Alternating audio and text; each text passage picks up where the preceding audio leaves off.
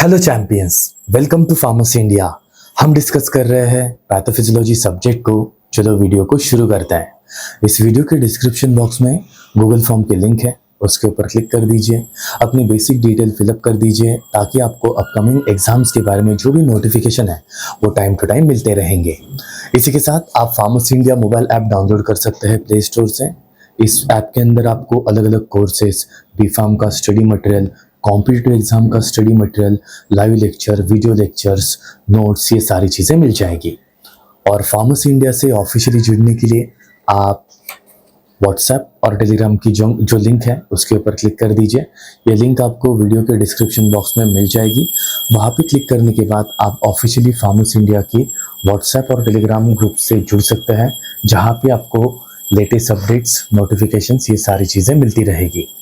तो चलो आज का वीडियो शुरू करते हैं। हमारा टॉपिक है एंडोक्राइन सिस्टम पैथोफिजियोलॉजी और आज हम डिस्कस करेंगे थायराइड डिसीजेस के बारे में। तो कभी कभी हमारे थायराइड ग्लैंड के अंदर कुछ प्रॉब्लम्स क्रिएट होती है और उसी के बारे में आज हम डिस्कस करेंगे। तो पहले हम नॉर्मल पैथोफिजियोलॉजी डिस्कस कर लेते हैं कि एग्जैक्टली आपकी थायराइड ग्लैंड करती क्या है, that is the physiology of thyroid gland, और उसके बाद डिसीजेस को डिस्कस करेंगे। सो थायराइड डिसीजेस में मेनली दो चीज़ें आती है, एक होता है हाइपोथायराइडिज्म एंड दूसरा होता है हाइपरथायराइडिज्म। दोनों में फ़र्क क्या है? हाइपो में आपके बॉडी में थायराइड हार्मोन की जो लेवल है वो कम हो चुकी है एंड हाइपर में आपके बॉडी में थायराइड हार्मोन की जो लेवल है वो ज़्यादा है। इसी के साथ कुछ ऑटोइम्यून डिसीजेस भी है जो हमारे थायराइड के फंक्शन को अफेक्ट करते हैं। उसमें एक एग्जाम्पल है हाशिमोटोज, थायराइडाइटिस एंड ग्रेव्स डिसीज। तो चलो पहले हम शुरुआत करते हैं नॉर्मल थायराइड फंक्शन से। पहले तो आपके ब्रेन के अंदर एक ऑर्गन है जिसे हम बोलते हैं हाइपोथैलेमस, एक ऐसा सिस्टम जो थायरोट्रोपिन रिलीजिंग हार्मोन को सीक्रेट करता है। अब ये जो TRH है, थायरोट्रोपिन रिलीजिंग हार्मोन, ये हमारे एंटीरियर पिट्यूटरी से रिलीज होता है एंड एंटीरियर पिट्यूटरी ये हाइपोथैलेमस से रिलीज होता है and anterior pituitary releases TSH। मतलब क्या होगा, देखो ये आपका ब्रेन है, आपके ब्रेन में हाइपोथैलेमस का सेक्शन है एंड नीचे है हमारी पिट्यूटरी ग्लैंड। तो थैलेमस से ये TRH रिलीज होगा एंड हमारे पिट्यूटरी ग्लैंड के एंटीरियर पोर्शन को स्टिमुलेट करेगा to release thyroid stimulating hormone in response to TRH। मतलब जब TRH रिलीज होगा तभी आपके बॉडी में थायराइड स्टिमुलेटिंग हार्मोन का रिलीज होने वाला है फ्रॉम एंटीरियर पिट्यूटरी। उसके बाद क्या होगा? अब जो थायराइड स्टिमुलेटिंग हार्मोन है it acts on thyroid follicular cells. नाम में ही उसका मतलब है थायराइड स्टिमुलेटिंग हार्मोन, एक ऐसा हार्मोन जो आपके बॉडी में पिट्यूटरी ग्लैंड को स्टिमुलेट करता है to secrete T3 and T4 which are also called as thyroid hormone. अब ये हार्मोन्स बनाने के लिए हमारे थायराइड ग्लैंड के अंदर कुछ सेल्स हैं जिन्हें हम बोलते हैं थायराइड फॉलिकुलर सेल्स। ये सेल्स क्या करता है, पहले तो हमारे फूड में से जो भी हम डाइट कंज्यूम करते हैं उसमें से आयोडीन को एब्जॉर्ब कर लेते हैं और फिर थायरोग्लोबुलिन का सिंथेसिस शुरू करते हैं अलॉन्ग विथ आयोडीनेशन। एक ऐसी प्रोसेस जिसमें आयोडीन की मदद से आपके बॉडी में T3 एंड T4 बनाया जाता है। अब ये जो थायरोग्लोबुलिन सिंथेसिस है अलॉन्ग विथ आयोडीनेशन की जो प्रोसेस है ये हमारे बॉडी में T3 that is try iodothyronine बनाती है एंड T4 थायरोक्सिन बना देती है। मतलब स्टेप एकदम सिंपल है। थायरोट्रोपिन रिलीजिंग हार्मोन सीक्रेट होता है, ये हार्मोन हमारी एंटीरियर पिट्यूटरी के ऊपर एक्ट करता है, वहाँ से थायराइड स्टिमुलेटिंग हार्मोन रिलीज होता है और ये TSH जाकर हमारे थायराइड ग्लैंड के ऊपर एक्ट करता है। और उसके बाद क्या होगा, आयोडीन की मदद से हमारी जो थायराइड ग्लैंड है वो T3 एंड T4 को सिंथेसाइज करने की प्रोसेस शुरू कर देती है। अब ये जो T3 एंड T4 है ये आपके मेटाबॉलिक एक्टिविटी में आपकी मदद करेंगे, बेसल मेटाबॉलिक रेट को कंट्रोल करेंगे, आपके बॉडी में कार्बोहाइड्रेट्स, फैट्स, प्रोटीन्स, इनके मेटाबॉलिक प्रोसेस को कंट्रोल करते हैं। So this is the normal thyroid function जिसमें थायराइड ग्लैंड बहुत इंपॉर्टेंट रोल प्ले करती है आपके बॉडी के होम्योस्टैसिस को मेंटेन रखने के लिए। अब जो प्रॉब्लम शुरू होती है वो होती है हाइपोथायराइडिज्म से। जब आपके बॉडी में T3 एंड T4 की लेवल डिक्रीज हो जाएगी तो उसे बोलते हैं हाइपोथायराइडिज्म। अब इसका प्राइमरी कॉज क्या है? मोस्टली ये थायराइड से ओरिजिनेट होता है एंड इसका प्राइमरी कॉज है ऑटो इम्यून डिसीज कंडीशन, जिसमें आपके बॉडी के जो इम्यून सिस्टम के सेल्स हैं वो आपकी थायराइड ग्लैंड को डैमेज कर देते हैं। इसको हशीमोटोस थायराइडाइटिस भी बोलते हैं। दूसरा कॉज है आयोडीन डिफिशियंसी। अगर आप ऐसा फूड कंज्यूम कर रहे हो जिसके अंदर आयोडीन है ही नहीं तो दिक्कत क्रिएट होगी। ऐसे प्रॉब्लम में मेन इशू क्या है, आपकी बॉडी जो है आयोडीन की डिफिशियंसी के कारण ठीक से आपके बॉडी में T3 एंड T4 नहीं बना पाएगी। या फिर ऐसी भी कंडीशन क्रिएट हो सकती है आपकी बॉडी के अंदर आयोडीन की जो लेवल है वो ज़्यादा है, जिसके कारण आपकी बॉडी थायराइड ग्लैंड की मदद से ठीक से T3 एंड T4 नहीं बना पाती। एंड तीसरा कॉज है कुछ ड्रग्स, लिथियम, अमिडेरॉन, ये हमारे थायराइड के फंक्शन को अफेक्ट करता है। So these are the some primary causes of hypothyroidism, जिसमें हमारी थायराइड ग्लैंड जो T3 एंड T4 का सिंथेसिस और उसका जो सीक्रेशन है वो कम कर देती है। सेकेंडरी कॉज क्या है, आपकी पिट्यूटरी ग्लैंड फेल हो चुकी है जिसके कारण थायराइड स्टिमुलेटिंग हार्मोन रिलीज नहीं हो रहा है। या फिर हाइपोथैलेमिक फेलियर, आपके ब्रेन का जो हाइपोथैलेमस का सेक्शन है वही काम नहीं कर रहा है जिसके कारण TRH का रिलीज डिक्रीज हो चुका है। So these are the some factors for hypothyroidism, जिसमें आपके बॉडी में थायराइड का सीक्रेशन जो है वो डिक्रीज हो जाता है। तो फिर इसकी पैथोफिजियोलॉजी क्या है, एग्जैक्टली ये होता कैसे है? जैसे कि हमने डिस्कस किया, इसका प्राइमरी कॉज है ऑटो इम्यून अटैक। मतलब आपके बॉडी की जो लिम्फोसाइट्स हैं, बी लिम्फोसाइट्स, टी लिम्फोसाइट्स, ये हमारी थायराइड ग्लैंड के फंक्शन के ऊपर अटैक कर देते हैं एंड जो थायराइड फॉलिकुलर सेल्स हैं उन्हें डिस्ट्रॉय करते हैं। और एक बार ये डिस्ट्रॉय हो गए तो हमारी बॉडी में T3 एंड T4 जो है वो नहीं बनेगा। और इस प्रोसेस में कुछ एंटीबॉडीज भी इन्वॉल्व है, जैसे कि आप यहाँ पे देख सकते हैं एंटी थायराइड एंटीबॉडीज, एंटी थायरोग्लोबुलिन्स। ये भी कुछ मॉलिक्यूल्स हैं जो मेनली हमारे थायराइड के फंक्शन में डिस्टर्बेंस लाते हैं एंड फॉलिकुलर सेल्स को डैमेज करता है। फिर क्या होता है, T3 एंड T4 का फंक्शन डिक्रीज हो जाता है। हमारे फॉलिकुलर सेल्स जो है वो आयोडीन का जो यूज करना है थायराइड के सिंथेसिस के लिए वो करना बंद कर देते हैं और अल्टीमेटली हार्मोन का सिंथेसिस डिक्रीज हो जाता है। अब इसके कॉम्पनसेशन में आपकी बॉडी क्या करती है, T3 एंड T4 की लेवल अगर कम है तो आपका पिट्यूटरी ग्लैंड्स का जो सेक्शन है वो TSH के रिलीज को बढ़ा देगा, थायराइड स्टिमुलेटिंग हार्मोन को ज़्यादा सीक्रेट करेगा। लेकिन ये भी ज़्यादा समय के लिए काम नहीं कर पाता क्योंकि एक्सेसिव हार्मोन लेवल आपके बॉडी में और एडवर्स इफेक्ट्स को क्रिएट करती है। फिर आता है हाइपोमेटाबॉलिक स्टेट। अब मेनली थायराइड ग्लैंड का फंक्शन है आपकी बॉडी के अंदर मेटाबॉलिक एक्टिविटीज़ को कंट्रोल करना। लेकिन अगर किसी रीज़न से थायराइड हार्मोन के लेवल कम है तो आपकी बॉडी मेटाबॉलिक एक्टिविटी को ठीक से परफॉर्म नहीं कर पाएगी। अल्टीमेटली आपका बेसल मेटाबॉलिक रेट घट जाएगा, बॉडी टेम्परेचर मेंटेन नहीं रहेगा, आपको शिवरिंग होने लगेगी, मतलब आपको ठंड बजेगी, आपको टेम्परेचर बेयर नहीं कर पाओगे आप।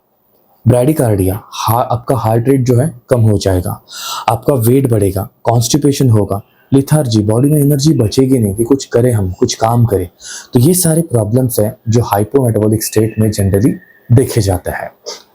फिर है मिक्सिडेमा। ये सीवियर केस है जिसमें आपके बॉडी में म्यूकोपॉलीसैकेराइड जो है आपकी स्किन में, आपके टिश्यूज में डिपॉजिट होने लगता है और आपकी स्किन जो है पफी बन जाती है। मतलब आपकी स्किन आपको दिखेगी कि स्वेल हो चुकी है, उसके अंदर कुछ ना कुछ स्वेलिंग थिंग आ चुकी है। तो ये कुछ पैथोफिजियोलॉजिकल पॉइंट्स है जो हाइपोथायराइडिज्म को एक्सप्लेन करता है। अब हम बात करेंगे इसके जनरल क्लिनिकल फीचर्स की। अगर किसी इंसान को हाइपोथायराइडिज्म हो चुका है तो एग्जैक्टली वो दिखता कैसे है, उसके सिम्टम्स क्या है। मेटाबॉलिक सिम्टम्स में पहले तो वेट गेन होगा, कोल्ड इंटॉलरेंस, आपको ज़रा भी टेम्परेचर सहन नहीं होगा, तुरंत आपको शिवरिंग महसूस होगी, आप ठंड से कांपने लगेंगे, आपको थकान आ जाएगी और लिथार्जी, कुछ काम करने का मन ही नहीं करेगा। कार्डियोवैस्कुलर एक्टिविटीज़ में ब्रैडिकार्डिया होगा, आपका हार्ट रेट घटेगा, हाइपोटेंशन, ब्लड प्रेशर कम हो जाएगा। स्किन एंड हेयर, आपकी स्किन के अंदर एक ड्राइनेस आ जाती है, आपके हेयर जो है टूटने लगता है, हेयर लॉस होने लगता है। न्यूरोलॉजिकल कॉजेस में स्लो रिफ्लेक्सेस, आपकी रिफ्लेक्स एक्शन एकदम स्लो हो जाएगी, डिप्रेशन आता है, मेमोरी इंपेयरमेंट होती है, गैस्ट्रोइंटेस्टाइनल ट्रैक्ट के अंदर कॉन्स्टिपेशन जैसी प्रॉब्लम क्रिएट होती है, आपकी गुड मोटिलिटी जो है वो भी डिक्रीज हो जाएगी, इनफर्टिलिटी जैसा इशू क्रिएट होता है। तो ये सारे जनरल क्लिनिकल फीचर्स हैं जो आपके T3 एंड T4 के लो लेवल के कारण क्रिएट होते हैं। और फेशियल एंड एक्सट्रीमिटीज़ की अगर मैं बात करूँ तो आपका चेहरा जो है इस तरीके से फूल जाता है, इसे मून लाइक फेस भी बोलता है। आपको मिक्सडेमा जैसी प्रॉब्लम क्रिएट होती है, आपके स्किन के नीचे टिश्यूज में म्यूकोपॉलीसेकेराइड जो है वो डिपॉजिट होने लगता है और उस चीज के अंदर एक स्वेलिंग आने लगती है। एंड सीवियर मिक्सडेमा कोमा में हाइपोथर्मिया एंड हाइपोटेंशन जैसी प्रॉब्लम क्रिएट होती है। ये थोड़ी सी लाइफ थ्रेटनिंग सिचुएशन है जिसमें आपका बॉडी टेम्परेचर जो है वो बहुत कम हो जाता है एंड आपका ब्लड प्रेशर जो है वो भी गिरेगा। So these are the general clinical feature of low level of T3 and T4।